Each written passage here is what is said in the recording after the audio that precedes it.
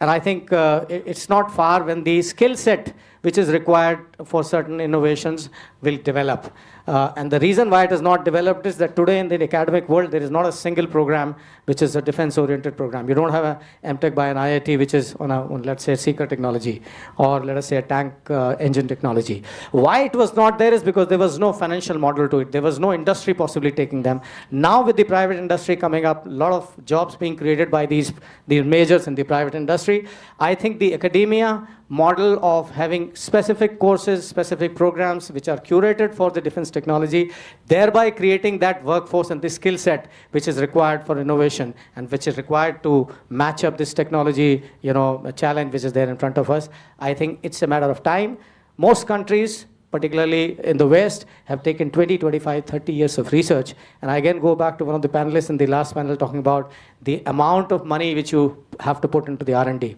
The percentage of your GDP which has to go into the R&D, and the percentage of your turnovers, both public and private, in this country in terms of defense technology going back into the R&D is the key. Because if it does not, if it does not do that, if we don't do that today, the ability to match up to the technology changes, particularly in the defense field, is going to be extremely difficult. And therefore, academia, industry, startup ecosystem, all have to work in unison to ensure that tomorrow's war, we are well prepared. Thank you, sir. That's a very, very detailed answer. We'll move to General Mann now. Sir, 3 questions basically. How do you prevent defense innovation from becoming performative rather than operationally meaningful? How do you create urgency within systems that are structurally designed to minimize risk? And lastly, how do you prevent innovation efforts from becoming fragmented islands across services, startups, academia? Pretty much, what General Gaur just mentioned now. And how do we build that talent pool for the industry? Okay. Thank you, ma'am. Firstly, my gratitude to Klaus for giving me an opportunity in this. And secondly, I think somehow, it is by default or so that invariably I'll end up getting multiple questions being put across in one go only. So that's what happened even when I went for some of my UN interviews also. As we started with, there are 4 questions for you. Generally, it is 1 question. I said, there are 4 questions for you. And exactly that is what is happening today also. But nevertheless, okay, I'll take them one by one. I'll forget those, so I'll just start with the first one. So first one is, basically what you are implying is that how is it that the innovation does not become just only demonstrative, but it is actually operationally aligned. Okay. You see, if we see, say till about 8 to 10 years back, the procurements were more of vendor push rather than the user pull. It was whatever somebody was offering, and then you say, it's okay, yes, then let's take it, rather than the user pull. But now, because of this entire focus on Atmanirbharta, the latest government policies, so many enabling provisions in that, the ecosystem is really coming up. And industry is coming up into defense, especially the startups and MSMEs, growing exponentially in thousands today. So therefore, this question actually becomes very important now today, where every startup wants to do some innovation and come up with something, whether it is actually of operational use to us or not. And let me tell you, this is a dilemma for us, which we face every day and whole day, because the way when we interact with the entire ecosystem. So, but then over the years, in about last 5-6 years, we've been able to evolve some very good mechanisms and processes, procedures for this, so that we obviate this kind of thing happening. I'll just go over them. Now, the first thing is user pull. How do we create that user pull? So that is by virtue of giving our visibility to our requirements. And how we are doing that is in terms of publishing compendium of problem definition statements. And then taking them forward, we're getting solutions. Just to quote some figures, the last one which we released during Aero India 25, there are 82 problem statements in that. We received responses for 79 of them. For 3, we did not receive any response. And total of 794, 25% from academia, balance from the industry.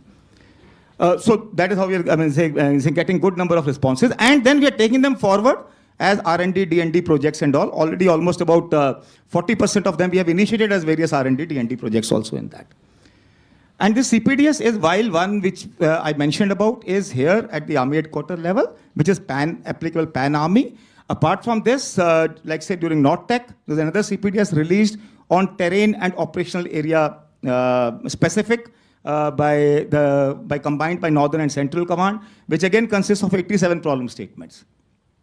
Then last year we had released in September Compendium of Technological Challenges. We were looking at little bit futuristic technologies. Then of course there is TPCR available online. Then apart from that, we are launching challenges for IDEX and all. The last one we had launched a total of 34 challenges, 8 in Aditi and 26 in DISC. And again, this time to our surprise, we are overwhelmed. For 34, we have received as many as 2,000 responses.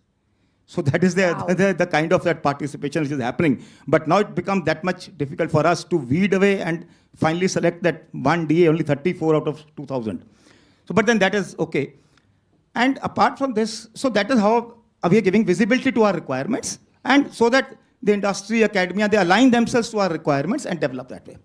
But apart from that, we receive at least about 10 to 15 proposals every week from the industry, from startups and academia. That is minimum. At times even it is more also. So we go through a process of, first being analyzed within ADB by our subject matter experts.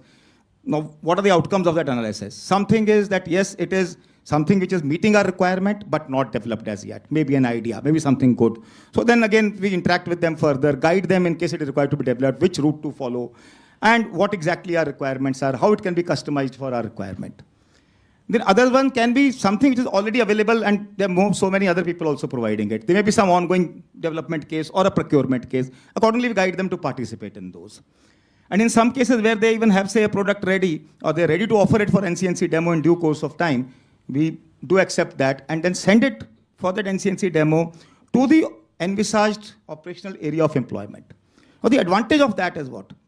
Advantage is that that startup or that industry gets to know by actually deploying it on ground whether it is actually performing the way they were expecting it or not. Secondly, our troops on ground are able to give the feedback that yes, whether this product is something required by us or not, or what can be the further product improvements in that which will actually make it more acceptable to us. So that's an iterative process which it goes through. Apart from this, there are, say, the other, this thing like open challenges also, we receive proposals, go to about 250 to 300 under IDEX every 3 to 4 months. So, but then this is the process, and in that the conversion rate in open challenges is, I'll say about conversion when I say means, how many of them actually get converted into a developmental project is about 3 to 5% in that. So there is a process in place wherein we are avoiding that and aligning actually those innovations to our operational requirements. And finally, when it comes to procurement, no procurement takes place without the endorsement by Military Operations Directorate. So automatically then they also get aligned to that. So that is how this entire process of aligning the thing and to our operational requirements is. Second question. How do you create urgency within systems that are structurally designed to minimize risk? Okay.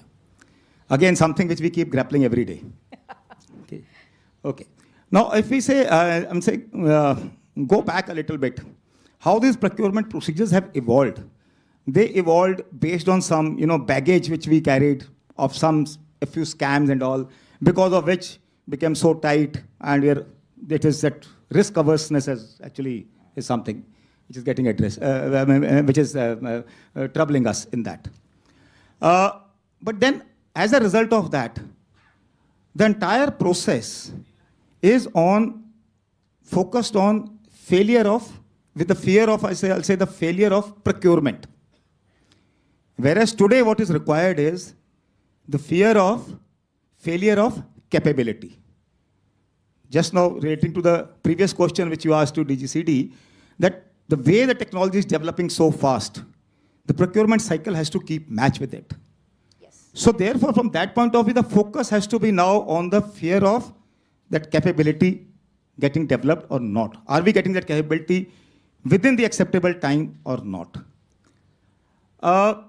So now for this, what is required to be done? We see, while say, again, I'll say that the government has actually put in many processes in place. But you can't change the entire system in one go. You can't change the entire process of DAP as such. So therefore, what has been done is there has been some fast lanes which have been created within this overall slow process. And these fast lanes are in terms of IDEX, TDF. Right. And also, now if we look at the draft DAP 26, a very good provision which is coming up in that is LCCA, the low cost capital acquisition, which is even much faster than the IDEX also. And actually looking at a higher TRL level of 6 and above, wherein within just about 4 months of AON, demo-based this thing, ORs, thereafter take the AON, within 4 months contract, delivery within 9 months, up to 75 or 100 odd crores, up to about 100 odd crores, is what is for each project we can take it up. That's fantastic. So that is another good thing which has happened. And but now let's look at the functional level. While those are set at the higher level, the functional level, the whole process, because any file, any procurement file passes through tens of desks, actually, in various directorates, starting right from the G1 to the DG, and like that. So what is required in that is, the mindset change. So we need to take the ownership firstly. Wherever there is an ownership by the directorate, by the concerned people in the chain, those cases progress faster. Wherever the ownership is not there, they generally tend to linger on. So ownership is very important. And when I say ownership, everybody in the process has to think of the question, which is, today generally the question is, what if this technology or the development project fails? I think we need to change this from this to that what if this technology or capability is available with the adversary before we can deploy it. If he deploys it before we can deploy it. If that is the mindset, then automatically that ownership and that urgency will come in our entire processes. The second thing is of also, I would say, looking at the accountability in the entire process. While we have laid down those timelines in DAP and all, but finally, is anybody accountable for any delays taking place, especially in the decision making? At every stage, right from RFI, RFP to say TEC, trials, everywhere. Because of some imponderables come up, some complications take place in a procurement case, and because of which there are decision delays. But can we really afford to have that kind of decision delays today? I think again, if at the functional level, right from the beginning, if it is highlighted that the cost of that decision delay, it will be very good. So that the decision makers are also perforce forced to take the decisions faster. And so for that to happen, is that accountability aspect. In fact, I'm just reminded of an article I saw by one of the industry person only on this aspect of accountability of these decision delays, wherein he mentioned that each day of delay in decision making is actually accountable in terms of cost of the project. Absolutely. Because invariably, finally, when what was supposed to happen within 1.5 to 2 years, if it is happening after 4 years, that must increase in the